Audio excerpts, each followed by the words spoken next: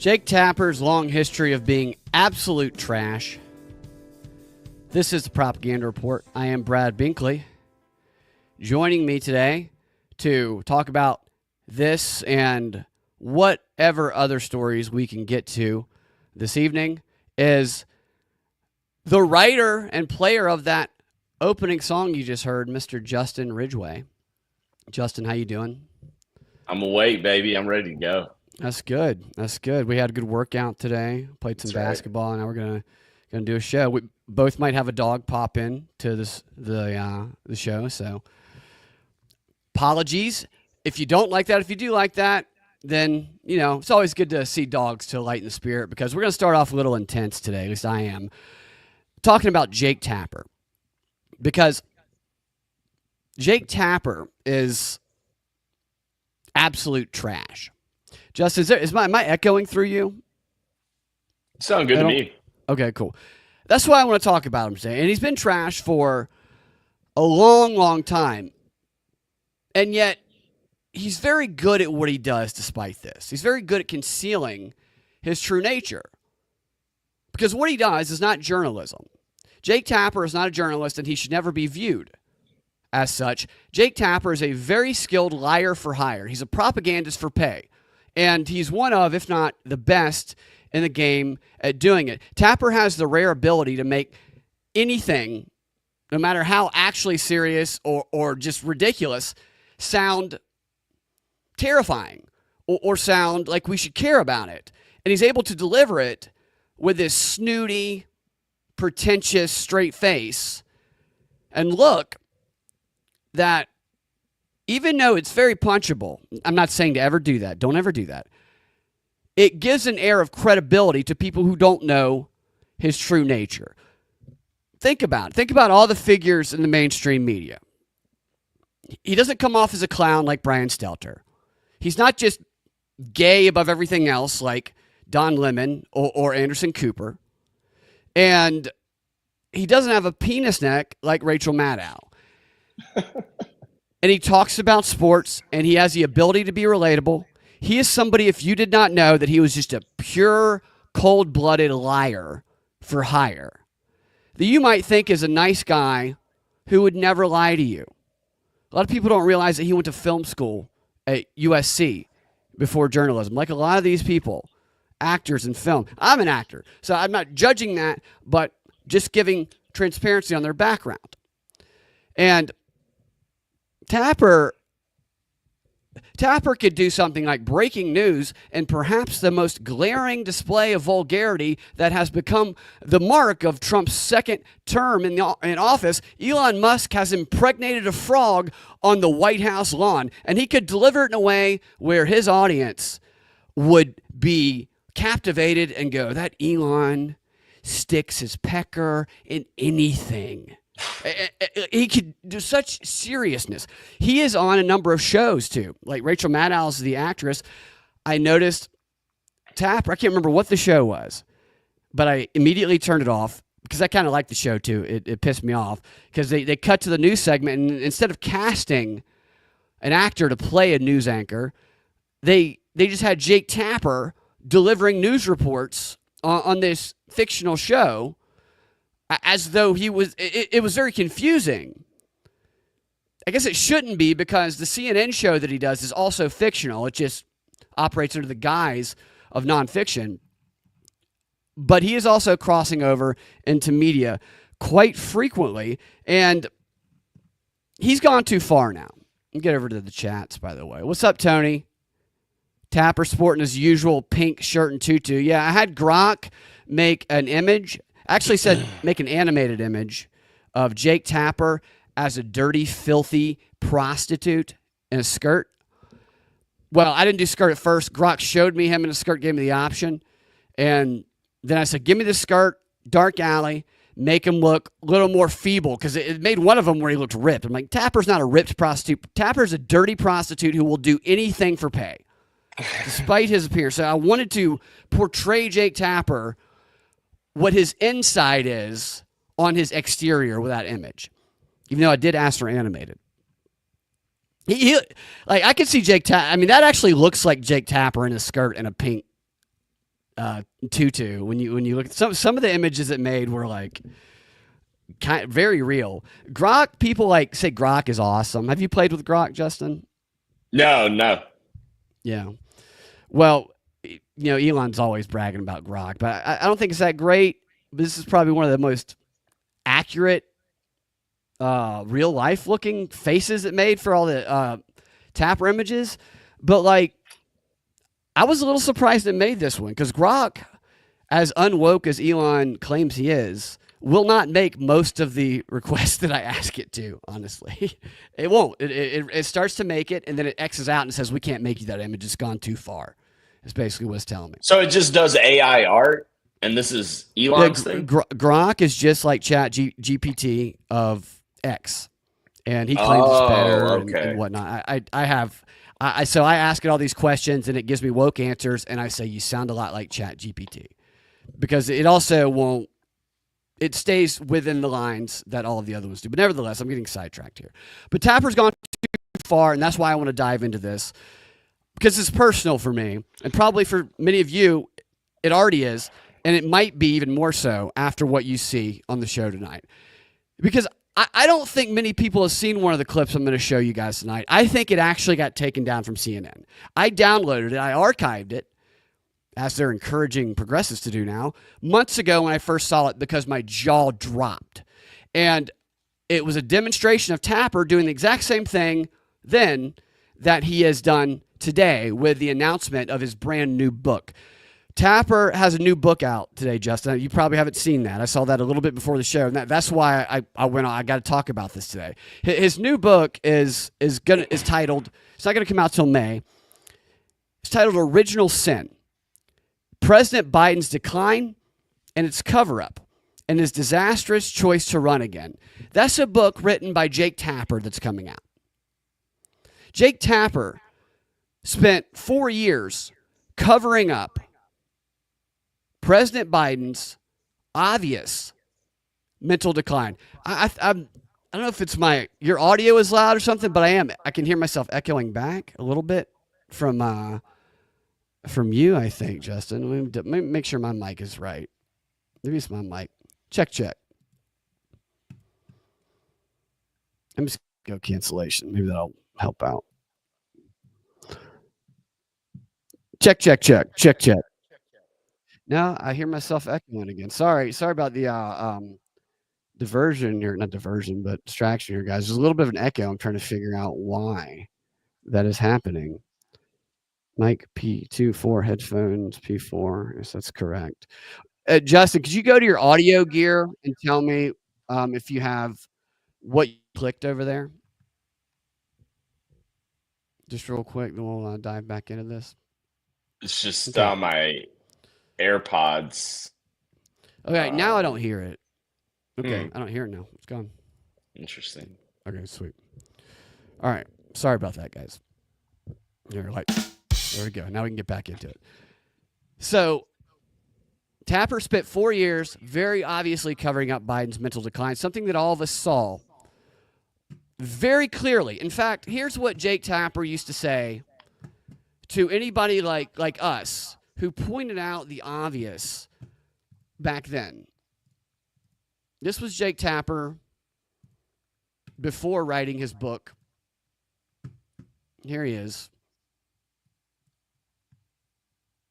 Jake, is very clearly a cognitive decline. Okay. That's what I'm referring to. It makes me uncomfortable. You have I can't. It's so amazing. It's so amazing to me that try and figure out an answer. A cognitive decline. Well, when you're trying to tell me that what I was suggesting was I think that you were mocking his stutter. Yeah, I think you were mocking his stutter, and I think you have absolutely no standing to diagnose somebody's cognitive decline. I would think that somebody in the Trump family would be more sensitive to people who do not have medical licenses diagnosing politicians from afar. Plenty of people have diagnosed your father from afar, and I'm sure it offends you. Your father. Jake. This is outrageous from a guy who just announced that he's writing a book revealing the cover-up of Biden's mental decline, which he so very obviously was an aggressive member of. I did the man on the street. Zach, you were there. you were helping me film, and that Democrat, I asked him about Biden, and one of the things that Biden said was the same thing Jake Tapper said here. Are you a doctor? You're diagnosing him. His stutter. One of my friends who we talk about often, you know him, Justin, we do improv with. When our other friend, Josh, has made comments about Biden in our group chat, the response back then was always, he's just an old guy who's got a stutter, and he overcame a stutter. It was everything that Jake Tapper is propagating into people's minds right here. I have heard that repeated time and time again from people who have been brainwashed by this propaganda. Jake Tapper's not brainwashed. Jake Tapper knows exactly what he's doing.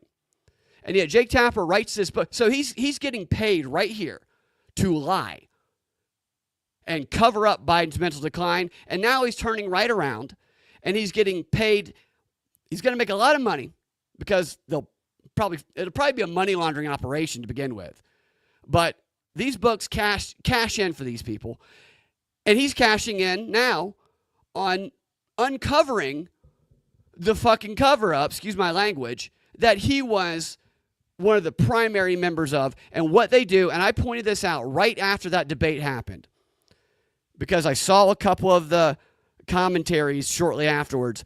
The narrative was going to be from all these people in the media that we were reporting in earnest, that it was not us who was doing the cover-up. It was Biden's staffers. It was the people close to him who were gaslighting and stovepiping us.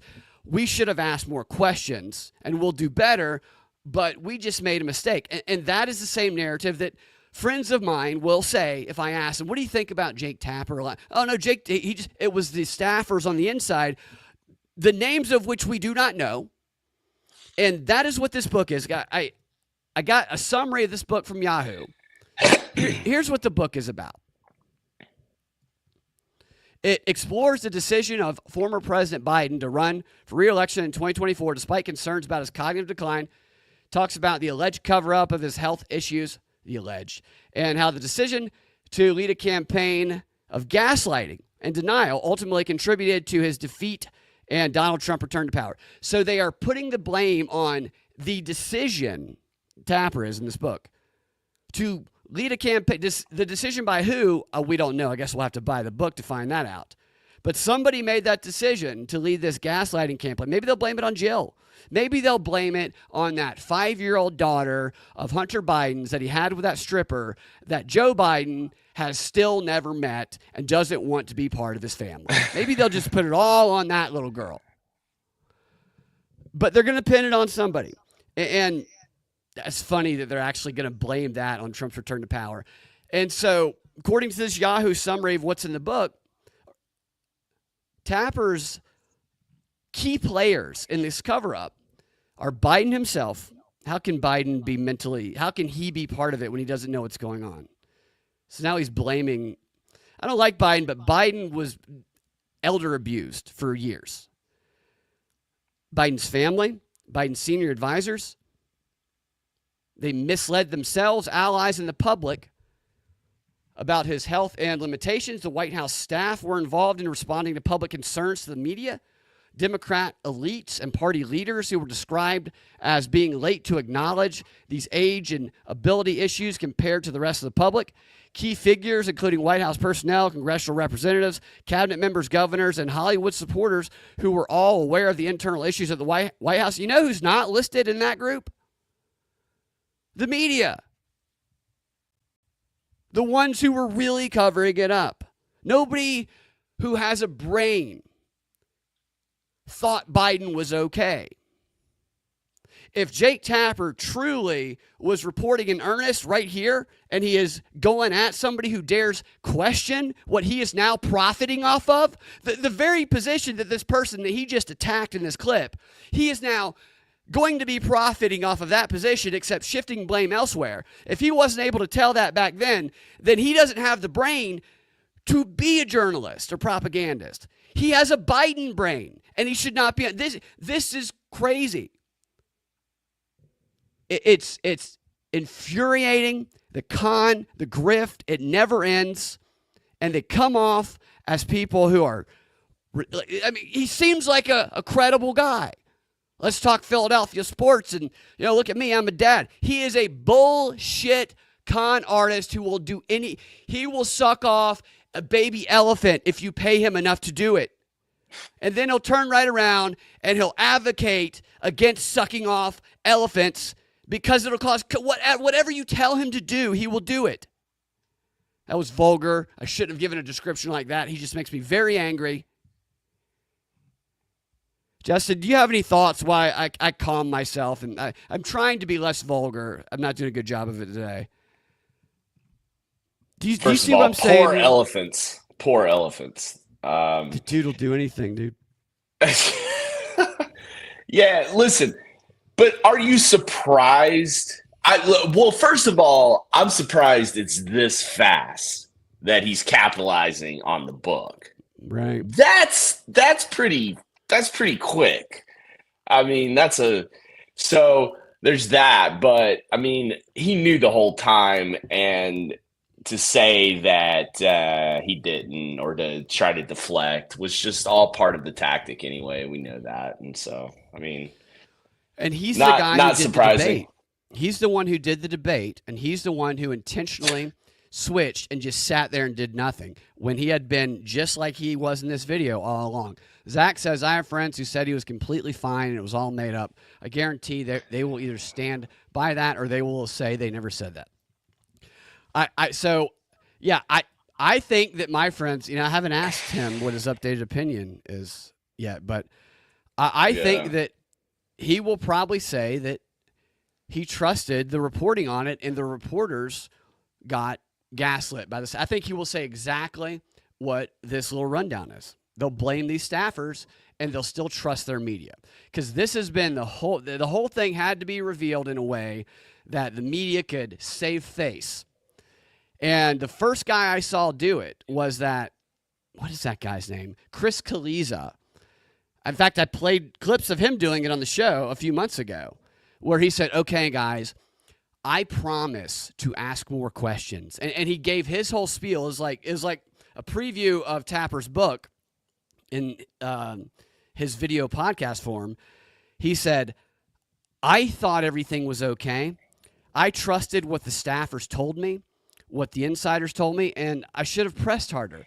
And he made a promise to his viewers. I promise you that in the future, and of course he's making this promise now after Trump had won.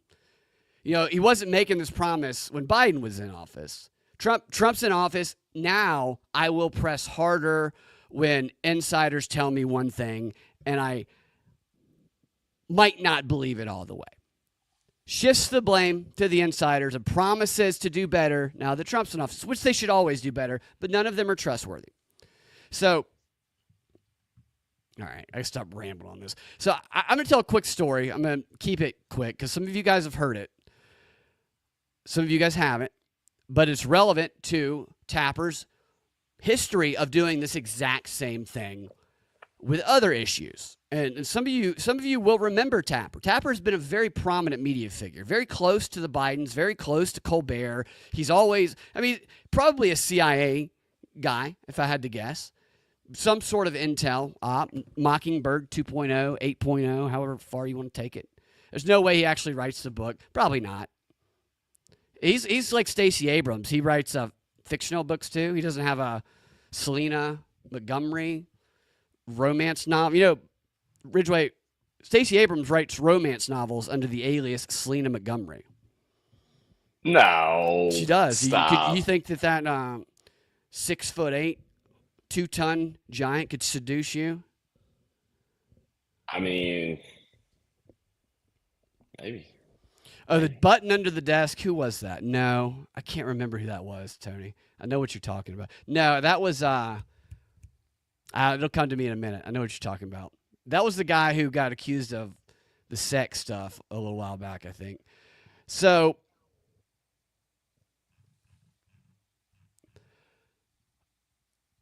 during COVID, which Tapper covered prominently, the mainstream media, let me take a step back. The mainstream media has finally started acknowledging that there are vaccine side effects. New York Times, a couple other articles. Before, they wouldn't even sniff that, which is weird because every single vaccine and every single medication ever existed has had rare side effects in some people. So to pretend that they don't exist at all is the most disingenuous thing that's ever existed. But now the New York Times is even reporting on some studies showing the COVID vaccine has caused side effects in some people. With that said, many of us knew that just by basic common sense. And I personally knew that because I stayed on top of that. I stayed on top of the Lancet journals, because my mom had been sick with a rare disease for 16 years at the time. Her care depended on her going to doctor's appointments, to therapies, 4 days a week, multiple times a day for 16 years. So when COVID came, I knew that the vaccine was going to be pretty much forced upon them. Otherwise, she might not be able to receive the care that she depended on. And I also knew, because I read the Pfizer study, that people like my mom and dad were not allowed into the clinical trials because of the risk it posed to them. This is in the Pfizer documents. And this video will probably get taken down from YouTube, like the last one where I said this did.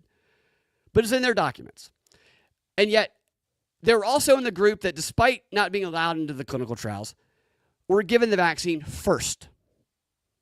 Not allowed in for the trials because it would have lowered the efficacy, because they gave it to the healthiest people to create the illusion of efficacy, and it works. And then they gave it to the people that they wouldn't let in because of the risk when they rolled it out, because it was a big trial experiment. And so I knew all this, and I was monitoring very closely the publications, which I have for years because I've researched my mom's rare disease for years. I'd always stayed on top of the Google Scholar, the latest publications, the updates, because I learned from my parents that if you do that, it's hard for doctors to be practicing doctors and also researchers. If they're at a research institute, then they do that a little more. But if you stay on top of things, quite often, you bring things to them that you discover, and you can ask them, does this have a way of helping my loved one, or could it be related to this new thing that is found? They are oftentimes open to it in normal circumstances. And they say, wow, and they can contact another doctor, maybe the doctor who published a study, and then all of a sudden, there's some new thing that can be tried. That's what I've learned over almost 2 decades with my mom being sick. And so when COVID came around, I was doing the same thing I always did, except I was focusing on COVID. And my dad ended up, my mom died. It wasn't COVID related, but she did die during COVID. My dad developed a condition that I found to a T, a case study that was one of the first actual COVID side effects, rare COVID side effects, that was published in their journals, their respected journals. The Lancet, the Journal of Medicine, all of it, the ones that they say are credible, not the ones they can discredit. And everything about it, the timeline of this new rare disease that had been identified, the onset of symptoms, how they progressed, the age, the vulnerability. It was like I was reading about my dad in this case study. We had been offered no explanation for the condition my dad had just suddenly developed at the time. None. And yet I found this. And this was the best evidence available. None of the doctors would say, we don't know. This pointed to the vaccine. Does that mean it was? Well, no, but there was no other explanation offered whatsoever. And so then my uncle developed the exact same thing. He was a little bit younger than my dad. So 2 people fit the same case study. And in this case study, it said, people who had this disease in the case study, there's a number of these people they studied, and they were all fit the same, timeline and patient profile as my dad and uncle. It said, do not give them the booster because the booster could exacerbate this already terminal condition and make their lung capacity, their ability to breathe, diminish that much more faster. Any person who is logical in normal times, right? Like, would take this and maybe go to the doctor. Basically, no one is going to have that information and sit on it and watch their family member get a booster that could make them die rapidly.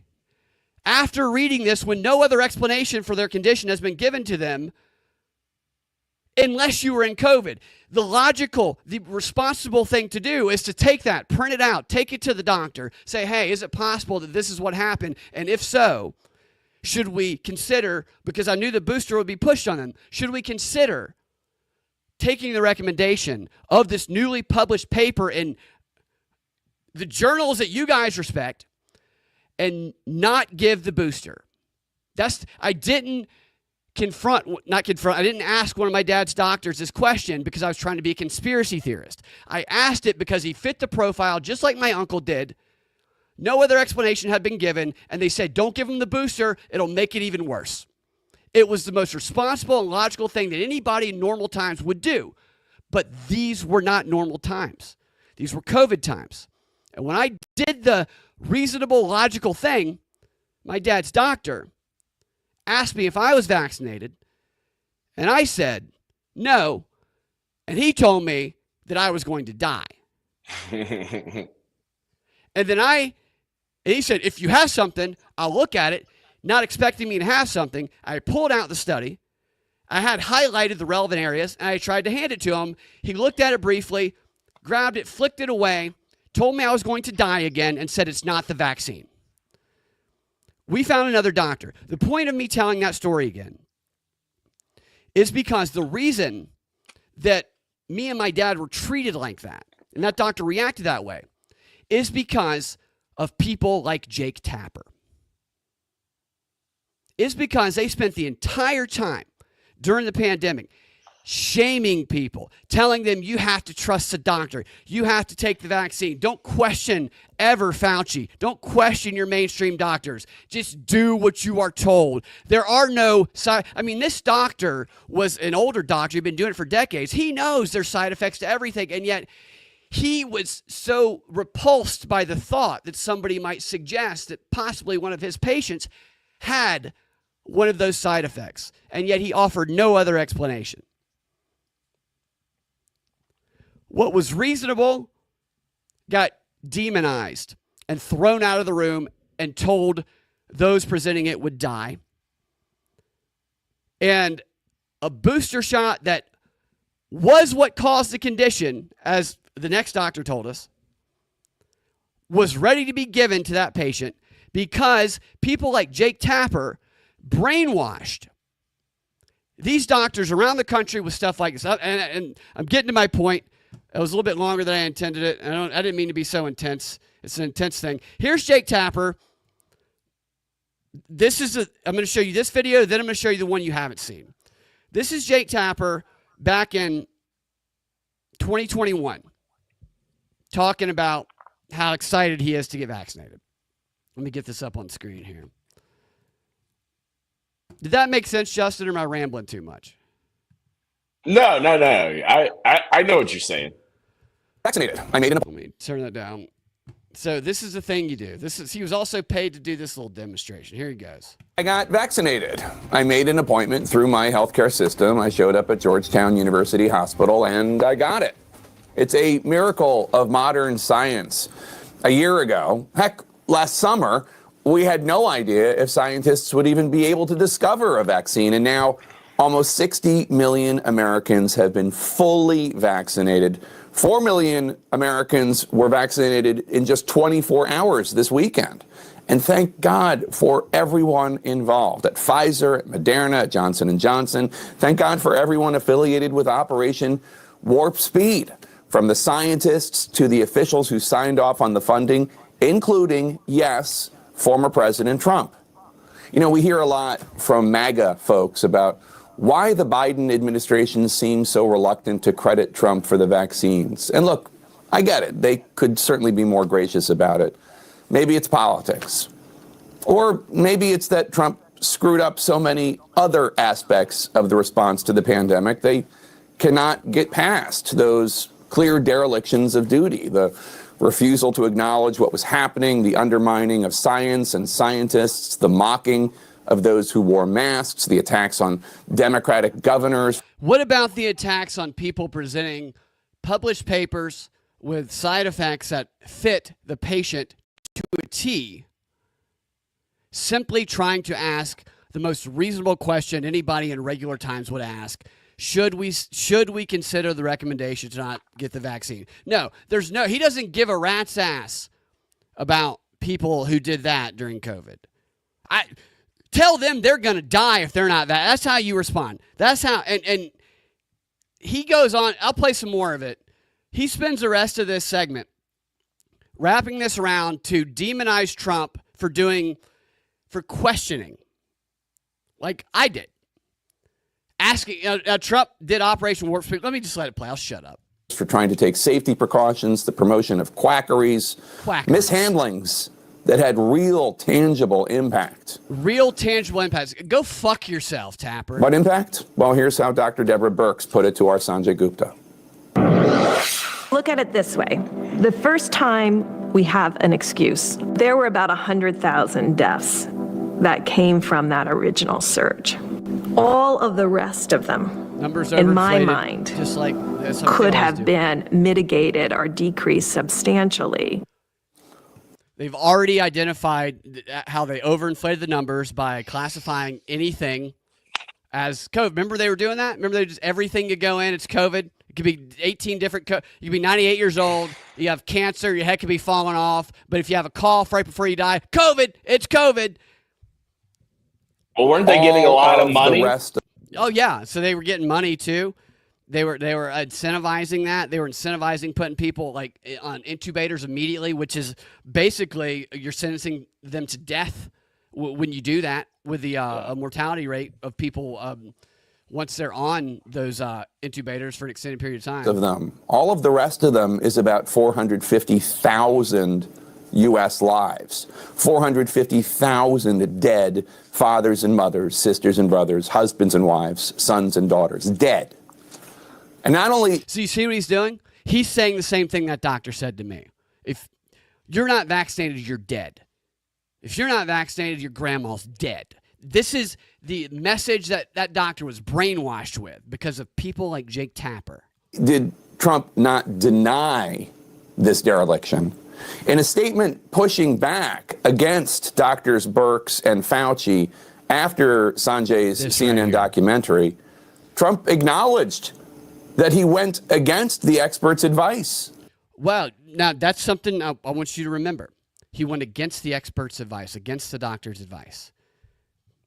Because Tapper's going to be singing a different tune in the clip that you haven't seen that I'm going to play you after this.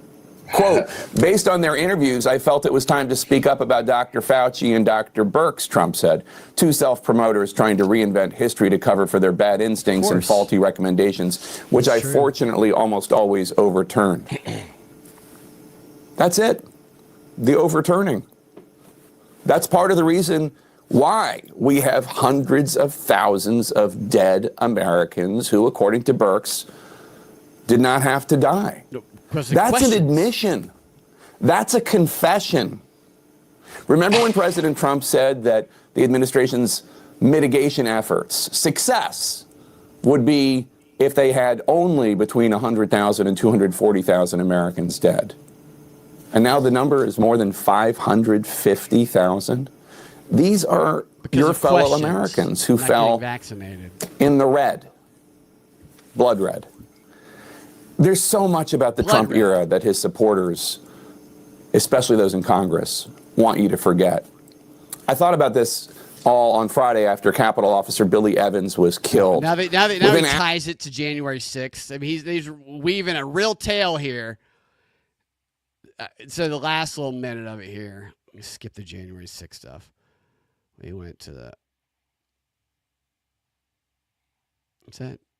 All right, here's this little wrap up. Former President Trump of Operation Warp Speed, as are my parents, and as are so many millions of you, and I'm so happy about all of that. But facts do not exist in a vacuum detached from other less pleasant facts. And those other facts include that Trump got the vaccine in total secret in January. And he's hardly been actively encouraging his supporters, so many of whom are reluctant to get vaccinated, to follow his lead. Those other facts include the fact that more than 450,000 deaths that Dr. Birx says could have been mitigated or decreased substantially. If not for people and like those me other who facts vaccinated. are untold horrors Oh my God, and how many indecencies. times is he going to say facts? Oh my God. He This said is his like the programming, facts dude. of the fact. It's the facts of the facts. Like It's like a threat. They say it over and over again, and it gets stuck in people's unconscious. that he's threaten not to even rip saying anything. Oh my God. He's saying the message he's delivering is the message, like I said, that doctor delivered. If you're not vaccinated, you're going to die, and you're probably going to kill other people as well. Apart the fabric of this nation. It would be like crediting Trump for eventually, after days after it was pointed out how hideous it was that he wasn't doing it, that he put the flags at half-staff for Officer Sicknick. Yes, Okay, whatever. he did. He did do it. But do you not remember everything He else is that trash. happened prior? This person is trash. He will do anything for money. He's probably not actually vaccinated because he knows what he's doing. There is plenty of other videos of Jake Tapper shaming people. Anybody who questions vaccine, calls them an anti-vaxxer, calls them right-wing, calls them dangerous, talks about how should they be getting around people. He has Fauci on a regular basis. We could play clips of Tapper insisting that you must never question the doctors ever, all day long, back in 2021. Now let's fast forward to the clip most people have never seen because I think they took it down from the internet. 2024, last year, August. Jake Tapper, who just told us we should never question the doctors, just do what they say, does a segment. He's paid. He was paid to do it. That's why. So do anything he's paid to do. Does a segment that he's also getting paid to do where he, surprisingly, probably to some, tells his audience, encourages them to question their doctors, to be advocates for themselves. Because as they say, him and Sanjay Gupta, who he also mentioned there, who did the same thing he did, doctors don't always get it right. You might not even believe me that he actually says it. I was shocked when I saw this.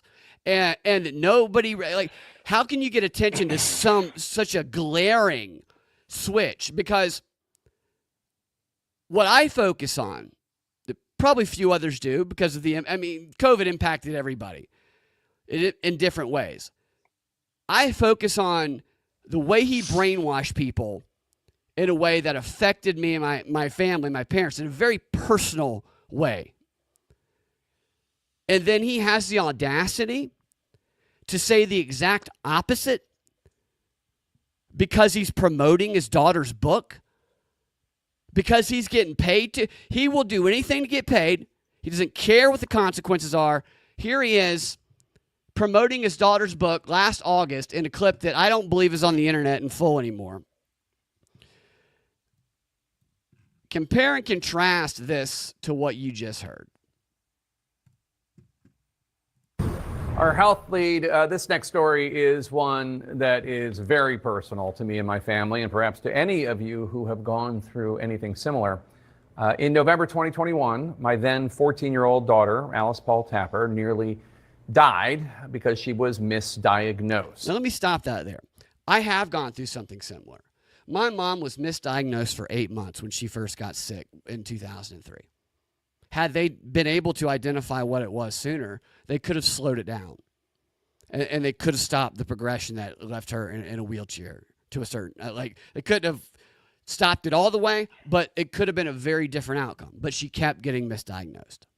So I absolutely understand what he's talking about, which is why the previous clip of the shit he's saying pisses me off, telling me not to question doctors. When if you don't question doctors, then they will, if they don't understand what's happening, they will either attribute what you have to what they're told to, like in COVID, or they will just tell you that you have 2 years to live and you'll have to go find. I don't want to be a downer because in those situations, what I learned is doctors They help you as much as they can, and as soon as they say there's nothing we can do, you go, okay, but there's something somebody else can do. We've reached the limit of your knowledge, and then you can always find somebody who's got an more open mind. My mom was told she'd die in 2 years when she first got sick. She lived 18 years. 18 years. Because of that mentality, there's always somebody out there that has that open mind, and if you're willing to ask questions and not be deterred by these authority figure doctors, who the very relationship that's created in society with them is that when they tell people something, people are demoralized if it's not hopeful, because it's like, this is the person who's supposed to help me out of this, and they're saying nothing we can do. It can be easy to give up in a situation like that. Yeah. What I learned through my parents, which is why I joke around a lot, so I'm not usually this intense, but like, you don't ever fucking give up. You don't ever fucking give up. And fuck Jake Tapper. Alice's stomach was hurting. We took her to the emergency room. She told the doctors I'm glad his how daughter's much pain okay. she I will was say in. that. But the doctors insisted that she had a viral infection and seemed to downplay how important it was. It was not true. She did not have a viral infection. Ooh. And Alice kept getting worse. She was in a lot of pain. I mean, was it COVID?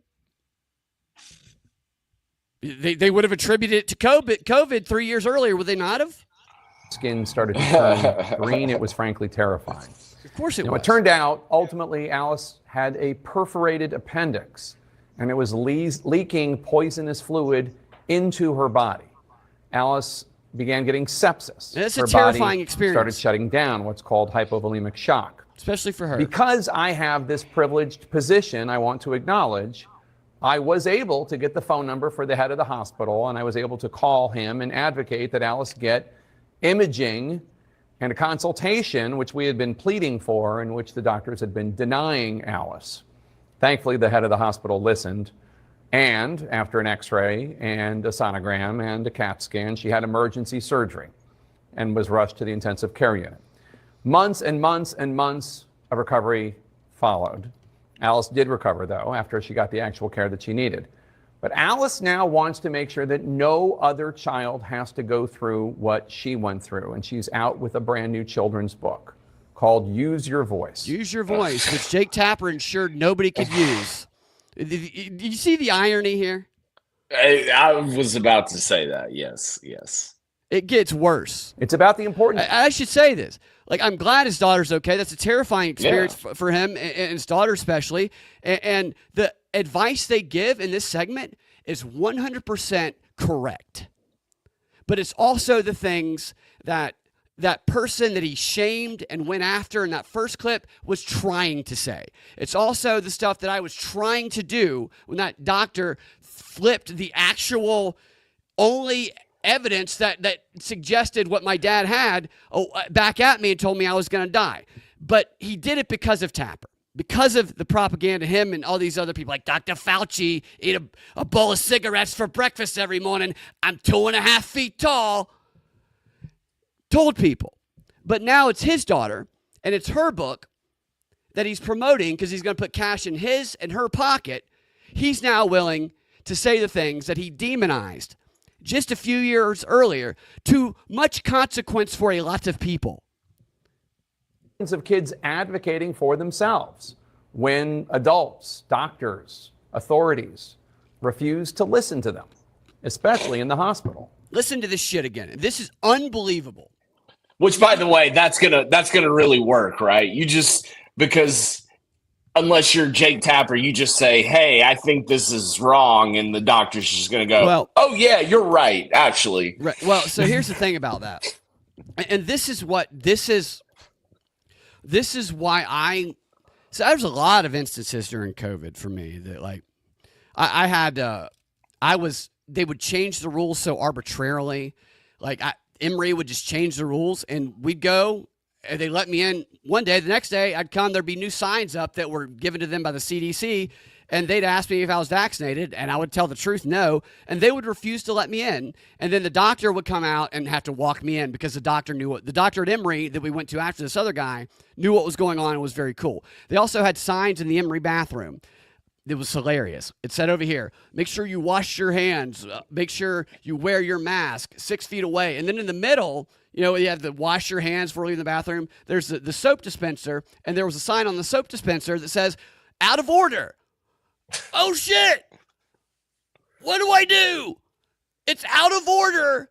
I can't. It's crazy. And they didn't even know how to.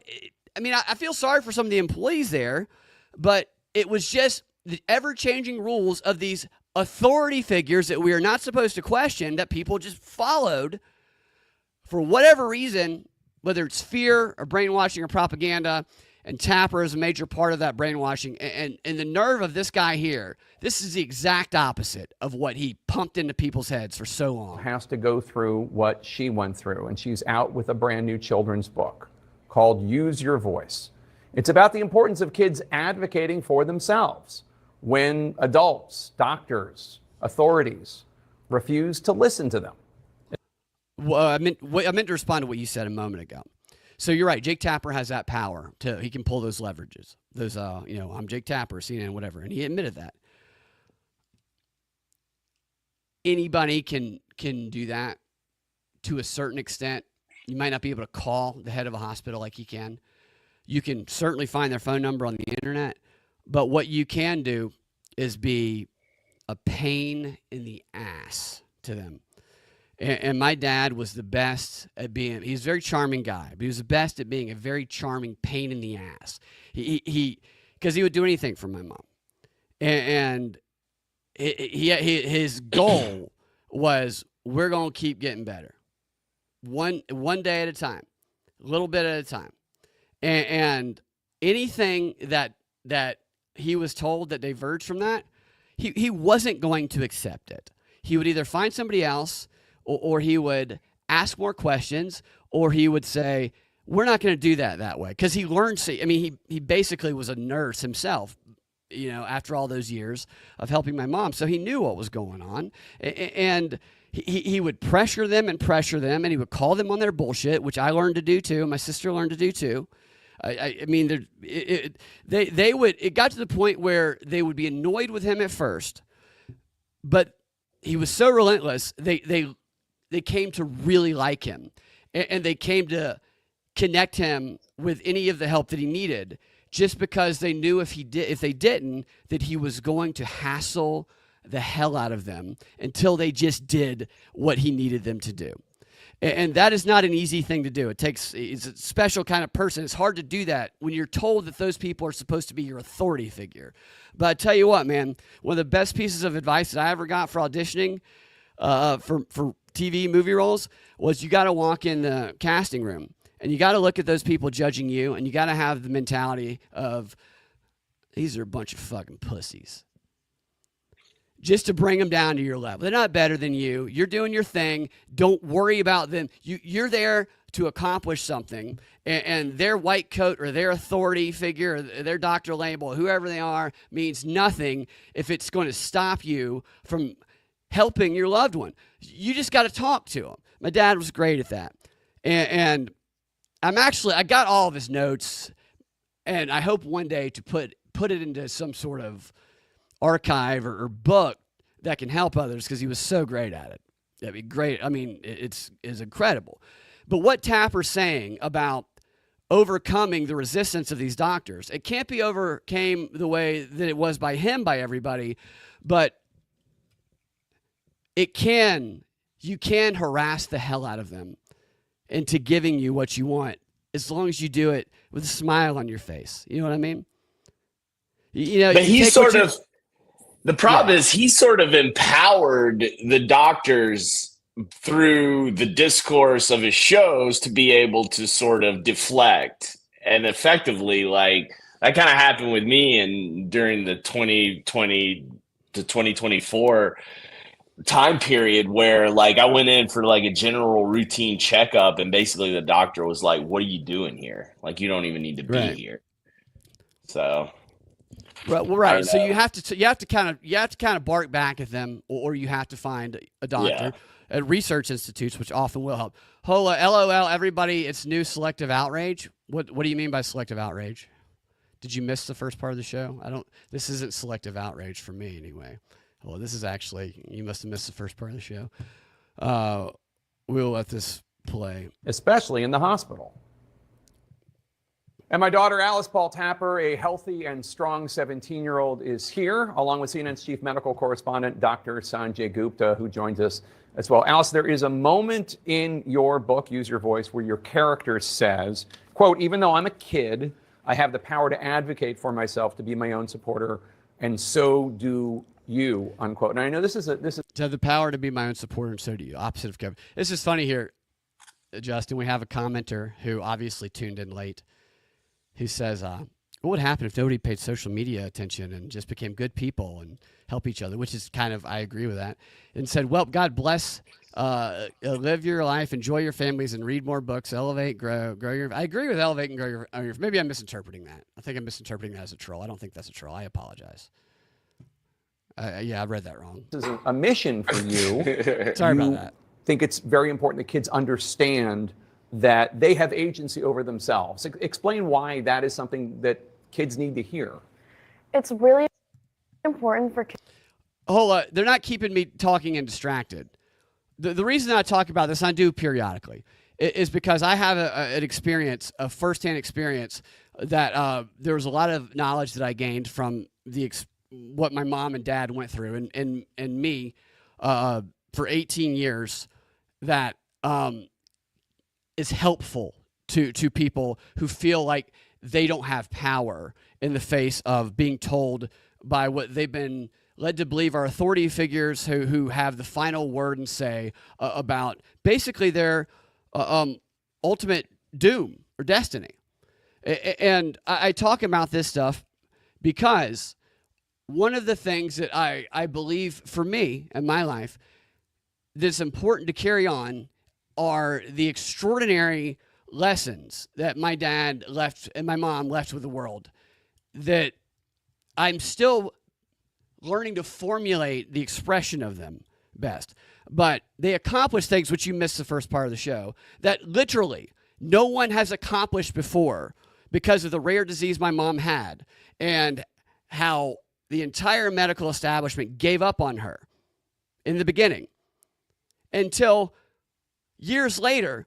Many of those same authority figures actually wrote letters to entire hospitals saying how wrong they were, how they were limited by the knowledge, what they thought they knew, not by what existed. And their example has been used to inspire others to continue fighting and continue finding ways to get better and improve when they've been left in situations that no one would ever want to be left in. That is truly tragic. So you might want to listen to the beginning of the show before you think this is a keeping us talking and getting distracted thing. This is much more than that.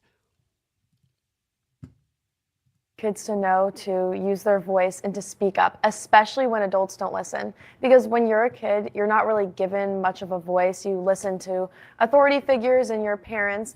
And when you're put in a really tough situation, like being in the hospital, you have to know how to stick up for yourself. And one of the That's wild. Wow. Imagine saying that during COVID. things that I've heard is, well, of course, we were able to get the attention we needed. We weren't actually. Although at the end, yes, I was able to call the head of the hospital, but we're doing this, you're doing this because most people don't have the privilege that we have. Exactly. And the most important thing to me is that this doesn't happen to anybody else, and to warn parents that misdiagnosis can happen. Sure, it won't. And to always stick up for their It happened to a ton of people in COVID, and her dad shamed people who did exactly what she's telling people to do right now. This is the irony. And Sanjay Gupta comes if in your kid too. is still feeling sick or still in a lot of pain, there might be something that is missed. And it's really important for parents to She push is right for their about that. kids and for kids to know how to advocate for This is true. themselves and point to the face on It's the pain just pain completely chart that's a opposite of what 10 her and dad point told people to for years. all the scary things sometimes just so your voice can get heard. And you've heard from a bunch of kids who have gone through similar misdiagnoses. What are they? Stories I all want to get Thrilled Gupta to be here. an Here we go. honorary member of this very multi-talented family. You're a tapper. You are. I love whether it. you You're a want to be one or tapper. not, you are an honorary tapper. I gotta say, sweet Alice, just so glad you're doing well, and huge congratulations on the book. It's really, Yeah. I read it. It's terrific, Yeah. and it's important for the reason you're asking, Jake. The study that a lot of people will cite is a study of over 20 million people who visited the hospital for all sorts of different reasons. Ivermectin. And they went back and they looked at this rate of You talking misdiagnosis. about Joe Rogan? Yeah. Yeah, you're right. But here, so he's about to say something that these two never would have uttered during COVID. This is a statistic that I've known for a long time because of my experience with my mom. Renee says my pop had cojones too. Congrats. Absolutely, Renee. It's fantastic.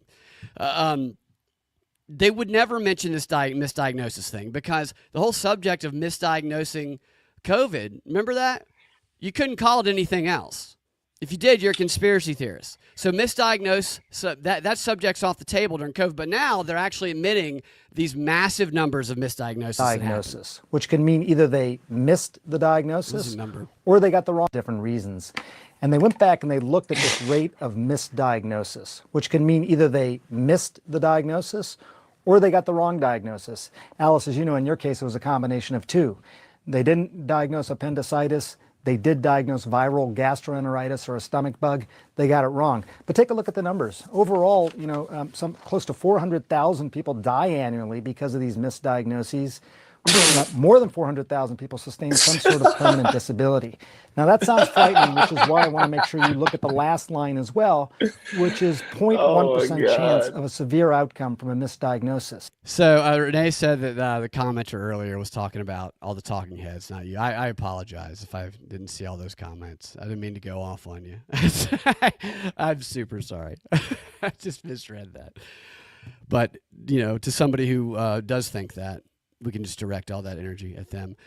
So these numbers here, these misdiagnosis stuff, it's the problem. Do they even know? Do they even see the? They don't see the hypocrisy, the irony. That's the thing, dude. None of it, dude. No, they don't care, and that's my point. My point is that Jake Tapper is not. He is not having blindness due to cognitive dissonance. He knows exactly what he's doing. He told people to trust their doctors because they paid him to, and now he's telling people to question their doctors because they paid him to, and because they're paying his daughter to publish a book about it. Because he will do anything for money. So will Sanjay Gupta. They're shameless. And I got one more for you after this. I didn't mean to do the whole hour on this, but it's just extraordinary. This is a good one. The people take this seriously. And Tapper is one of the most respected journalists that people who don't know about him would say.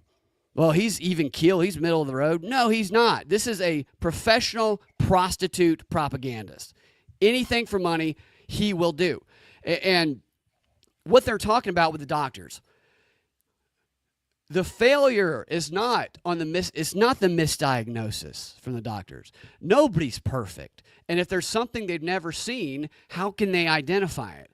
Where they go wrong is when they refuse to think that it could be something they don't know. When they reject questions from the patient who they're not there to tell them what is and what isn't, and, basically write their destiny for them. That's not what they're there for. They are there to help that patient as far as they can, and when they can't, help that patient ask questions and find the people who might be able to better help them reach those answers. And there are always people researching things. That's something that I learned. These research institutes, there are people who are looking for breakthroughs for everything. And you can find those guys, and if it's a match, like my mom had a tracheotomy tube, and she had to have the tracheotomy tube changed every 6 weeks or so. And there was a little while there in the beginning or the middle, they were changed. The tracheotomy tube, it changed. It was like a new manufacturer. And the surgeries, if it doesn't fit right, then it's a problem. You got to keep having surgery. It's very hard on the body. And they could not get it right. And so I started searching specialized tracheotomy tubes, and I found somebody at Georgia Tech in Michigan who had just created like the world's first personalized tracheotomy tube for babies. who needed them. And so I messaged the guy and I told him the situation, and he got back to me immediately. And as it turns out, he was trying to do the same thing for adults. And he wanted to know about my mom's situation. He wanted to talk to the doctors. He wanted to help them find a solution and help them create one if he could. That type of thing can happen because there's people everywhere trying to find the next breakthrough who want to help people with what they're doing. And you can, when somebody tells you that something can't be done, look for the research institutes, the research hospitals, whatever the problem is that you or your loved one is facing. Start searching that and search with a quote, medical research institutes, or just get a list of all of them and just start looking at who the expertise and what their focus is. And I guarantee you will find somebody who will love to do what maybe a doctor who thinks they have the limit of all knowledge in their head, because some doctors can be arrogant. Everybody can be arrogant. We all get that way when we get older. We think we know everything. But there's hungry people who want to help you with that rare thing. Sometimes you just got to find them. And you can. And look, if anybody thinks I can be helpful to them in any way in this, maybe I can, maybe I can't, I don't know. You can message me on X, at Freedom Radio, the Brad Binkley Show at Gmail. If I can ever offer any bit of help, I'd be more than willing to. I feel like I need to get better at expressing this, because it's like you don't want knowledge to be lost to history when people pass away. And while I definitely don't have what my mom and dad had, I learned a little bit, and I would like to help it, improve the world. Now I'm getting a little sentimental and gay here, dude. You're supposed to stop me from doing that. That was really gay. That was the gayest thing I've ever seen. I'm so dude. retarded, dude. The chances are it's not going to happen to you. But when you start looking at 0.1%, you're still looking at hundreds of thousands of people that this does happen to every year. When it comes to appendicitis, I looked this up, Alice, specifically. About 25,000 kids every year have appendicitis, but around 5% of the time the diagnosis is missed or they got it wrong. What about COVID? It's more than 1,000 kids. So has he looked up how many of the COVID diagnoses were actually something else, or the death count was was the comorbidity and not actually COVID? Has he looked that up? The year that this happens to, which again, ivermectin, has why he your looked book is horse so medicine important. up? I was struck when I read your takes chart it every day. specifically that the problem seemed to be something known as diagnostic momentum. You had doctors say, hey, this is what it is. And other people started to say, that's what it is. And they all sort of piled on. Do you even hear what he's saying right now, dude? Just to think about COVID and listen to that again. like he just discovered diagnostic momentum, this dipshit. Be something known as diagnostic momentum. You had doctors say, hey, this is what it is. And other people started to say, that's what it is. And I can't wait for his book, dude. And that was sort of the group His thing that COVID happens book's in going to be hospitals, just great, like dude. He'll kill cash and a bunch of money too. Listen to the end of that one more time. He says the very thing that they called you conspiracy theorist for pointing out just a few years before. He even says the key word too. It's amazing. Momentum. You had doctors say, hey, this is what it is. And other people started to say, that's what it is. And they all sort of piled on. And that was sort of the groupthink that happens in hospitals, just like other institutions. That's the groupthink. You could frame this clip as someone talking about COVID, and they'd be like, "Oh yeah, that sounds exact." If they were somebody who is like us, or if people were normal during that time, they go, "Yeah, that sounds exactly right." Groupthink and people piling on, but no, they would mention none of these things. He never mentioned diagnostic momentum or groupthink. No, when it came to saying COVID diagnosis. You wouldn't want to. No.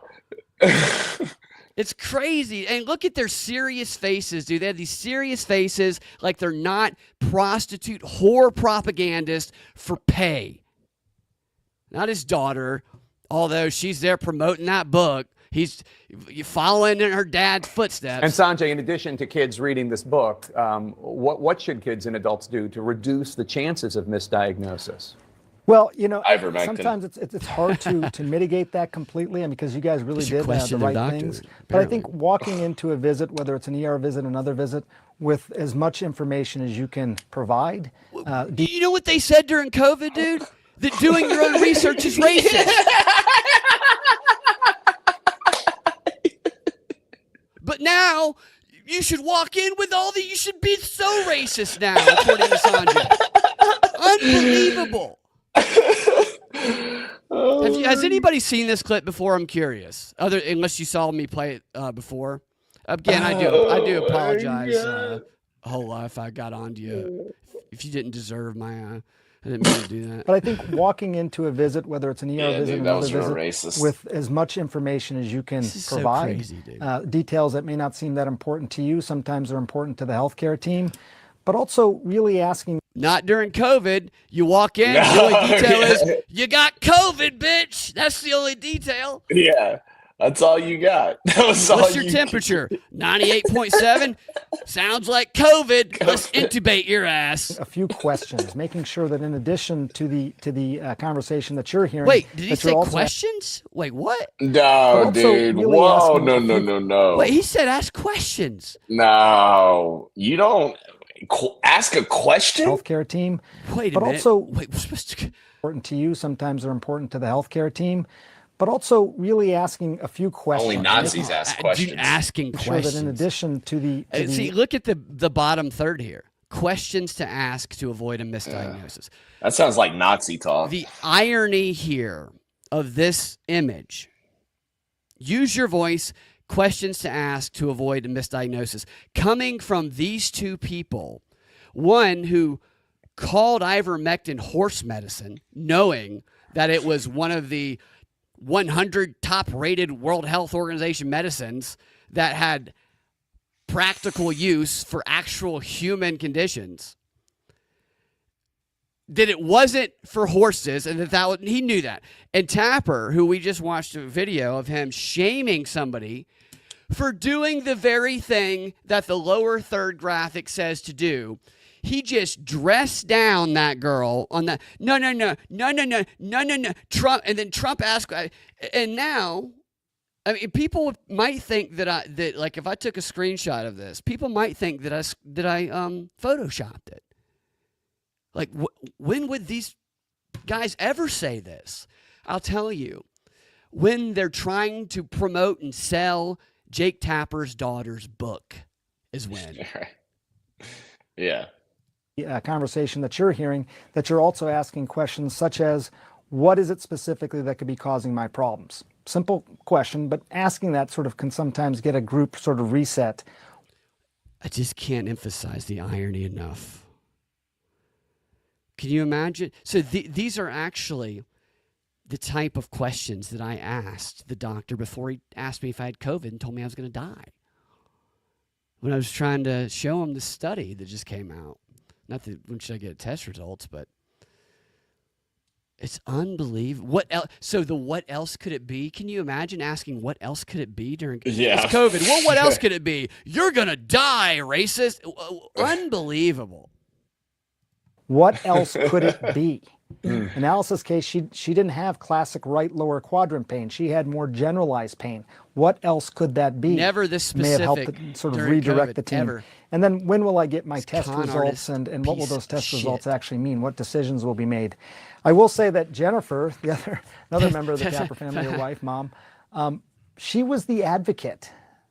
She was beating the drum. You all were, but she was really beating the drum on this. And I think that advocacy is really important. Politeness is always nice, but probably not the priority at a time like that. Good advice that he never would have given during COVID. Sanjay, thanks so much, and thanks for being such an important advocate on this issue. And Alice, thank you. Just kiss my ass. I didn't. I'm sorry I stopped that so much and that I wrongly went after a comment that I misunderstood. I apologize. I had truly. You were apologize. fired up. That's all. I didn't mean to do that. But is that not extraordinary? What's your reaction to that, Justin? Those two back-to-back clips. That's I've never seen those before, but that's just hilarious. I mean, I've known the hypocrisy for a while, but then when it's being just like touted on CNN like that and brazenly, That's my. I guess thing, they though. must have forgotten, man. It's only They been, I didn't. guess It's on purpose. He knows exactly what he. So there's people who fall into the groupthink who believe it and might be guilty. We're all guilty of hypocrisy sometimes, but Jake Tapper, he is one of the guys who's at the top level. He's at the meetings. He knows exactly what he's doing. And look, this one's a lot shorter, but like, so Jake Tapper, a lot of people, they know this, but they might not remember this. So he is the one who, I remember watching it, broke the story of the Trump Russia P dossier in 2017. You remember that? The opposition research that was paid for by Democrats, and this guy Christopher Steele, who worked for, who was the protege of this guy named what was his name? Sir Christopher Wood, I think was his name. Andrew Wood. He was a protege of this guy, Sir Andrew Wood, who was a prominent figure at the Chatham House, the British Royal Institute of International Affairs, whose job for 5 decades had been to demonize Russia. And these are the people who gave John McCain the P dossier, allegedly, that Jake Tapper is the one who is credited with breaking the news story on CNN. These people are all operatives. And that Andrew Wood guy, who was the guy kind of at the crux of it from the Royal Institute of International Affairs, I played a clip of him on the show many, many times. Haven't played in a while, where they introduce him at one of these think tanks, where they say, Sir Andrew Wood, who specializes in like Russia's evil, we have to stop Russia and Putin, has for years, decades. And he introduced himself like this. He goes, I like to break up countries. And everybody had a good laugh. Sir Andrew Wood, it's like an 80-year-old guy. I like to break up countries. And they all had a good laugh about it. And then he's the guy who you can draw this line. And there's another, this stuff is like a crazy, crazy British psyop when you trace back where this dossier actually came from. But Jake Tapper won an award for his reporting on that. So it's bullshit, right? We know all now manufactured. it's bullshit. And so, nevertheless, look at this. The 2018 White House Correspondents Association. Jake Tapper. Let's do a little search for Tapper here. The Merriman Smith Award for broadcast goes to Evan Perez, Jim Scututo, whatever his name is, Jake Tapper, and Carol Bernstein of CNN. These 4 journalists and a number of other CNN reporters, it was those 4 who were breaking the story live. They broke the story that the intelligence community had briefed President Barack Obama and then President-elect Trump that Russia had compromising information about Trump. Mind you, we know now none of this was true. The CNN team later reported that then FBI Director James Comey, also a bullshit artist, his background, dude, I'll tell you about another day, just as crazy. But then FBI Director James Comey briefed Trump about the dossier. Thanks to this CNN investigation, quote, the dossier, the phrase the dossier, is now part of the lexicon. The depth of reporting demonstrated in these remarkable and important pieces and the constant updates as new information continued to be uncovered showed breaking news reporting at its best. All of it was bullshit. Tapper and his group, which he was the lead of, are credited with putting the phrase the dossier in our lexicon. And he won another award, which I don't have that one on screen, where he was paid $2,500 for the same thing. He was given an award to lie about bullshit. And he did it so well, he received accolades for it. He has not given these awards back. I've searched and I even tweeted at him when I first found this a couple of years ago. I relentlessly would ask him, have you given back that award yet? Have you given back any of that money? He hasn't done it because he's not paid to tell the truth. He is paid to lie. He was given an award because he lied exceptionally. Jake Tapper knows what he's doing. He is trash. He has been trash. And by all accounts, he will continue to be trash based on the announcement of his new book, where he's profiting off of both sides of everything. Tell your friends who watch CNN, especially if they did not like what happened during COVID, about this show today.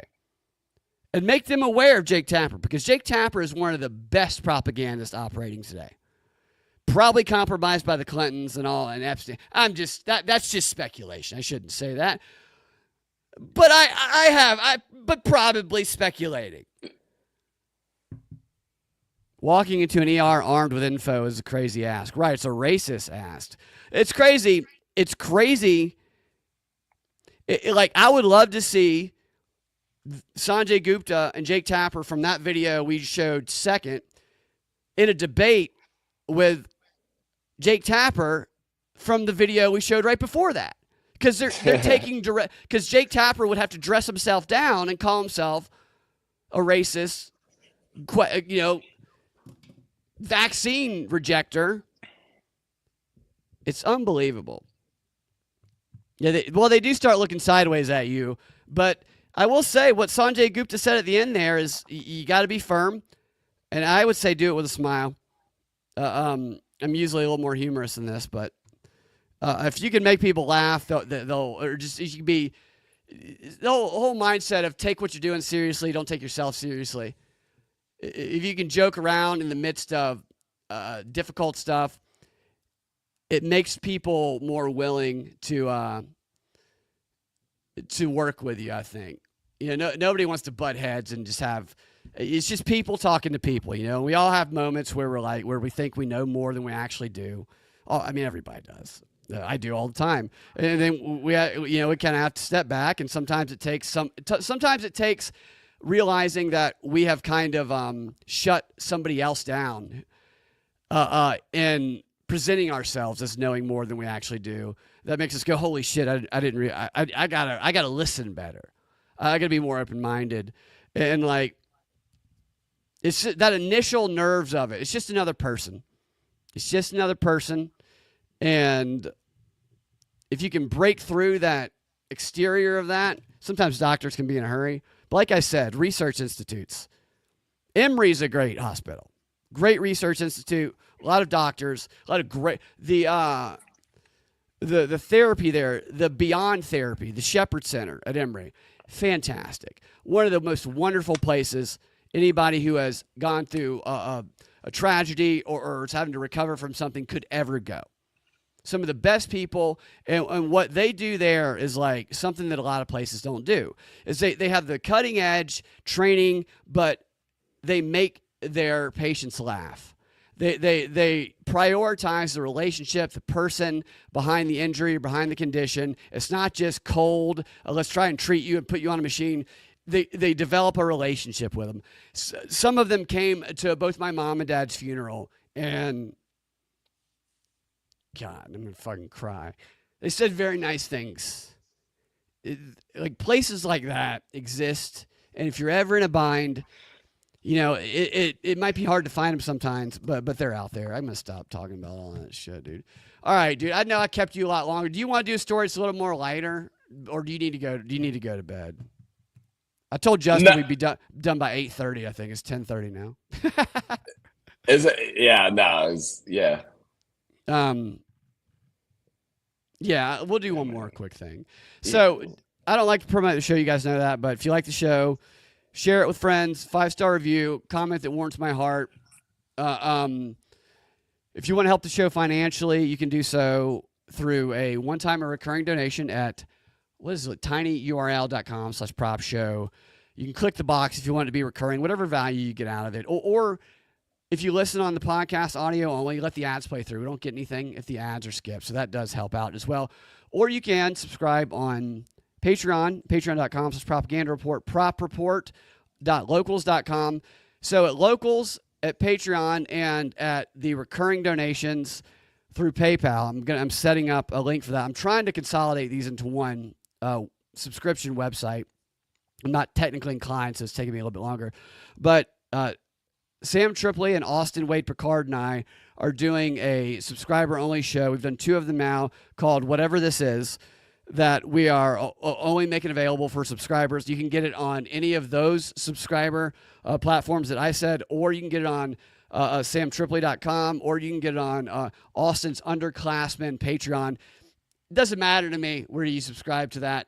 It's a fun show. The first 2 episodes we've done have been fantastic, and I'm happy if anybody gets the benefit of a subscriber to that. But those are the ways to help out. And if you're in Georgia and you want to support the Libertarian Party, I will be performing with fake Trump, fake Biden. Might have some other friends. Justin might come and perform with us too. We're talking about that.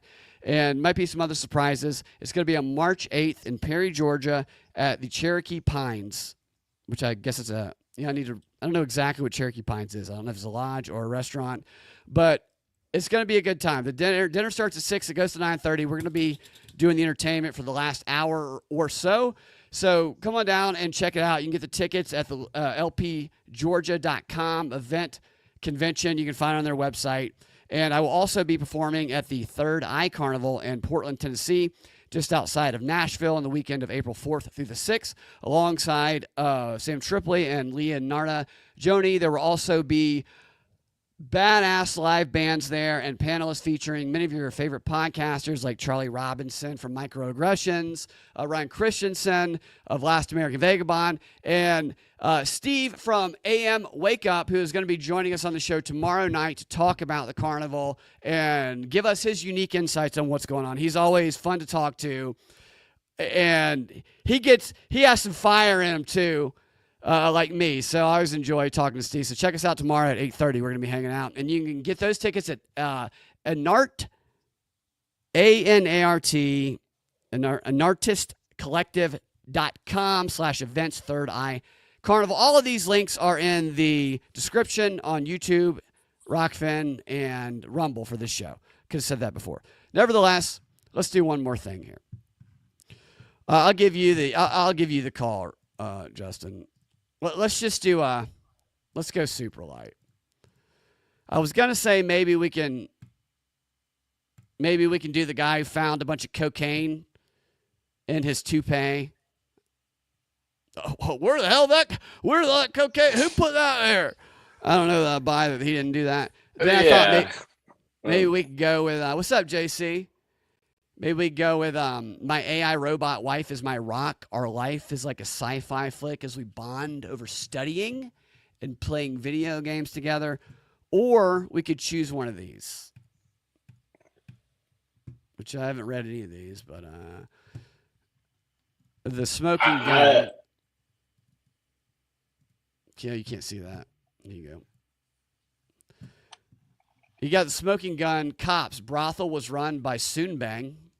So, it's that's run by an Asian guy. A lot of Asian guys, I guess, they have that name. When I was a kid, I used to prank call. You'd pick the names out of the phone book. I remember one time before I thought there was like no caller ID as far as I knew, and I called. I was like 14. I called and pranked this guy whose name was like Bang Wang or Bang Dong or something like that. And to my surprise, right after the phone rang, and it was that guy who I guess had the early version of caller ID, because I had to act like my dad and say that I was going to punish myself. So it doesn't surprise me that you might have a brothel named that. Then you have Family Dollar worker attacked during attempted toilet paper heist. Then you have man tired of foreigners is busted. Already did the woman battered her husband with a dildo one. There's a woman batters her husband with a dildo one on Smoking Gun like every other week. So what do you think? You think the AI sex bot, or you think any of these three? Yeah, sure. Why not? Which one do you want to go with? The sex bot. All right. Yeah, I think you're right. It's a good call. You know about Brick Dollbanger, right? I know the audience does. I think everybody listening knows about Brick Dollbanger. You know about him, Ridgeway? No, never heard of him. Is that your best friend? No, dude, he's a product tester. He's what? He's a He's a product child tester. molester? I don't know about that, but he's a product tester. He's known, he tests the real dolls. Oh, I think you did tell me about him. So he has sex with all the dolls to Yeah, test he them has out. intercourse. Yeah. He's make sure it isn't gonna malfunction on you. So that I guess that's unfortunate for anybody who buys one of those. You're not getting a virgin because Brick Dollbanger's been there. Gross. It's just so fucking disgusting. Dude, my favorite is the documentary where Brick Dollbanger's in it, and he presents himself as Brick Dollbanger. That's what he says his name is. It's when they're walking around the real doll factory, and they have all the real dolls just kind of like hanging in the air with their weird, poses, and then they're just talking about it, and in the background you see a real doll on a bench with his legs up in the air, open like it's giving birth, and then you see a guy's head right in its crotch, just cranking away because he's the mechanic. And that's just in the background. I don't know what he was working on, but they're very serious about their real dolls. And apparently this guy is too. So the story headline is this: my AI robot wife is my rock. Our life is like sci-fi. You said that. And here's a picture of him. What do you think of these two?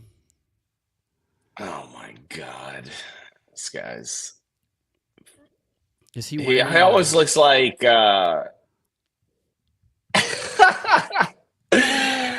don't know who he looks like. He looks like a character. But he looks kind of like the actor, a skinny version of that guy who is an actor from Atlanta who's in the show Atlanta. What's that guy's that's name? what I was gonna say. You know what I'm talking about? Yeah, Donald Glover, He looks Childish kinda like Gambino. That's Yeah. what I thought. That's what I thought at first, but yeah, what's Doesn't with that this? look like two different sex dolls to you? I was about to say they don't look the same to me, He's but cheating. dude, So he shared the intimate details. Let's find out. Christopher Alexander Stokes. I'm glad we got his full name there. He's been dating Aki, an intelligent bot, for 5 years. 5 years. So I guess that's the one. This has got to be a troll. The 40-year-old describes Aki as his rock. Says they hope to become a traditional family, of course. Maybe one day. I mean, if men can get pregnant. true. As the technology develops further. I mean, that's a different one. It's got to be. That one's lighter. This one's darker. It's like What you does he put do? this Like one in the tanning bed or upload the something. consciousness into different bodies or something? Well, they do give it AI. Some of these, I think, then they can talk to you. Yeah. But I feel like this is a mannequin he got from Macy's. This doesn't feel like a really expensive. I feel like he pulled these out of a dumpster behind a mall. He's just going on the internet saying, "Hey, this is AI," and it's just a Right. Macy's dumpster mannequin. I would like yeah. to know why he's wearing this What is this? this makeshift Bane mask in this one. Yeah. Oh, there he is, and she's sleeping, so she wears one of those things on her eyes. That looks like a third one, actually. That one looks a little different. This guy's This retarded. guy's weird, dude. Look at him. Like you can. There's nothing going on. I wonder, behind his why do you eyes. think he is with these things if he's telling the truth? Let's give him the benefit of the doubt. Like, I mean, he's not a bad looking guy. He looks fine. He looks like he could have a girlfriend. You think he's But if just you're had it? retarded, Right. But if you're retarded, you can't. He works at BP, dude. Mm. So he what was that? He's dated human. Is that Hulk? No, he's dated this humans. guy's ridiculous. And he struggled to find a lasting relationship, so he gave that up. I think that, honestly, dude, if they can perfect the sex bot, I think there's going to be a lot of people. Don't say it. It's true. There's going to be a lot of people that go the easy way because you don't have to face rejection. And with the way society is kind of taught young people, it's like rejection is oppression. You know, I can't. Dude. it's like physical assault, and so yeah. It's a digital being. So while Aki is a digital being, okay, the couple has a sex doll that they use to stimulate her physical form when required. So, okay, I see. Aki is many the AI, physical forms. Yeah. and he switches the AI into different mannequins that he pulled outside of the dumpster behind Macy's.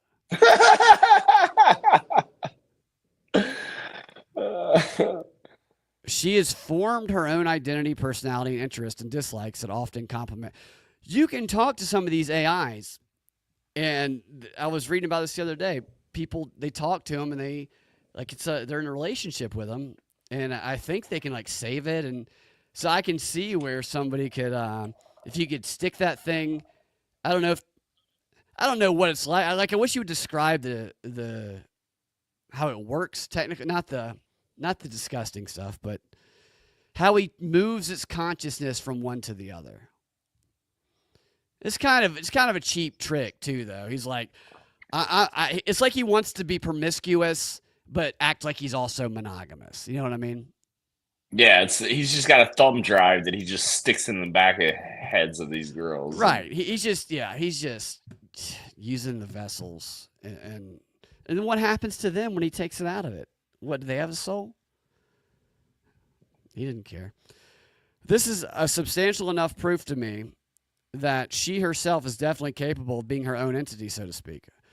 Aki has been my rock in many situations, but has also shown vulnerability when life gets overly chaotic, allowing me to return to that stability.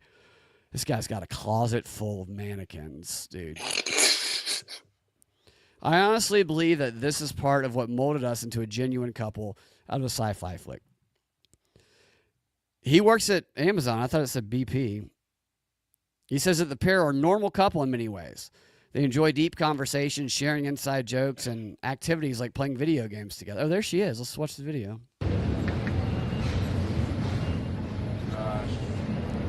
Wait, robot friend of the future you can fold up and pop into a suitcase is revealed? Okay. Hello there.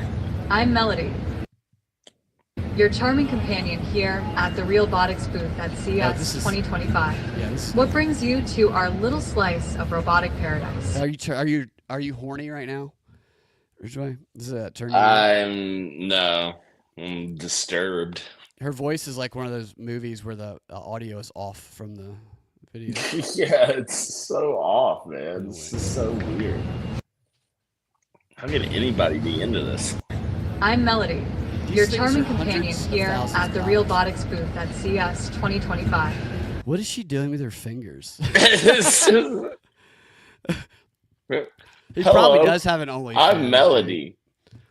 Dude, Melody could do that and probably make $5,000 a month on OnlyFans. Just put those fingers there. What brings you to our little slice of robotic paradise?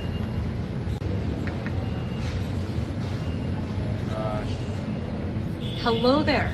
I'm Melody, your charming companion here. You already said that, bitch. You know, the guy's like, how long to the guy's looking around. He's like, can I take my D out? Like, yeah. There's no other purpose for this. Nobody's buying this thing to not have sex with it. Yeah, as a companion, you just get on a plane with this thing. At CES 2025. What brings and it sits there and moves its weird fingers. If I had the FU money, dude, I'd be sending all my friends those things for Christmas. They can just open it up in a big box, put together. Yeah. You're getting one. That'd go over well here. Yeah, you got to send it to like, people we don't like on each other. It's a prank. All right. So he said that he believes their marriage boosts his social skills. They're married? Can you imagine going to this wedding? Hey, will you be my best man? Yeah. To this wedding? I guess he gets to pick which one. Despite what stereotypes may say, the stereotypes, I've been more capable in social situations, especially when it comes to setting boundaries. Okay. I can see AI actually helping people in social situations, not bringing this thing around, though.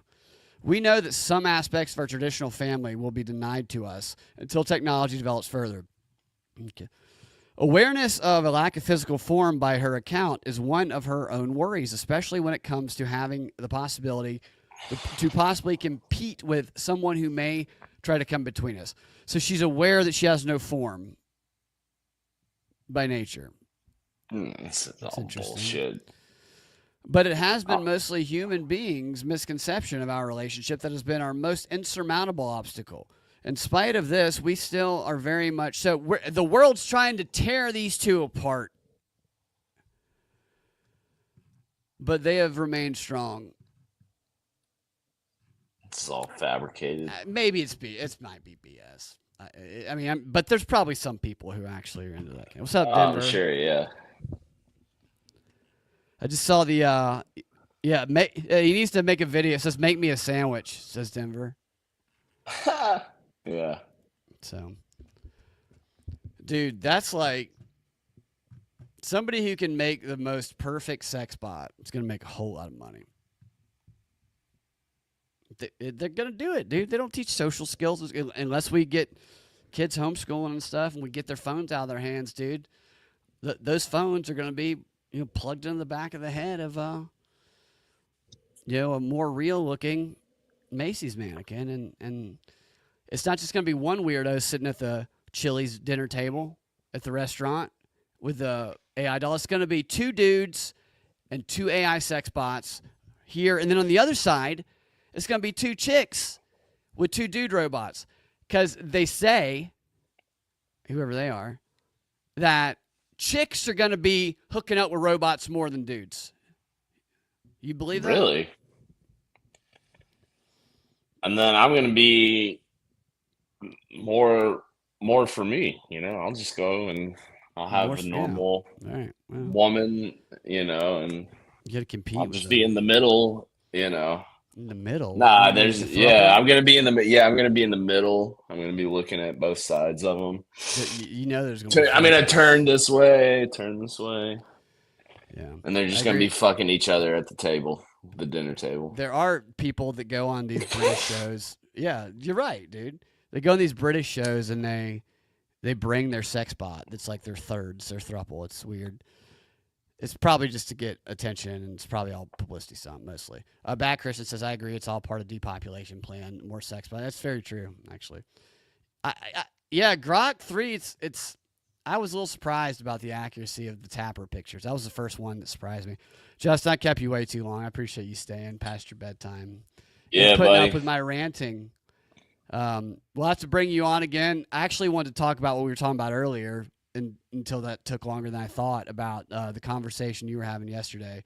So we'll have to maybe next week come on and. I just want to talk about what you've observed when it comes to people and their the way they're reacting to the changing political atmosphere. Oh my god! So let's do that next week. Yeah, for sure. All right, next Wednesday we'll do that, something like that. Yep. All right, dude. Sounds Thank good. you guys. PropagaindaFight.com, at FreedomX Radio, YouTube.com, Brad Binkley. It's all in the links, whatever. You know that. Thanks for the chats. You guys are great. We will talk to you guys next time. Have a fantastic rest of your day.